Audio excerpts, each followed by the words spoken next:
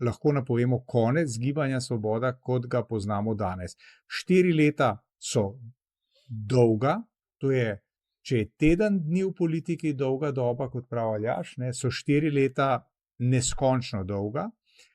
In za stranko, in jaz mislim, da to pač je treba priznati in to tako tudi reči, ne, stranka, katere ključni kohezivni element je bil obet oblasti in potem tudi oblast, mislim, da v opoziciji bo zelo, zelo, zelo težko preživela.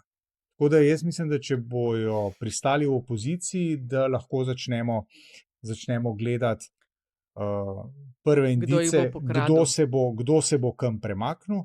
Mi smo nenazadnje nekaj podobnega spremljali že v obdobju po porazu LDS leta 2004, tako da mi to vemo, kako izgleda, ne? In mislim, da tukaj ne bo dosti drugače. Ja, veš kva, več stvari. Najprej, da rešimo misterij Zorana Jankovića, ne?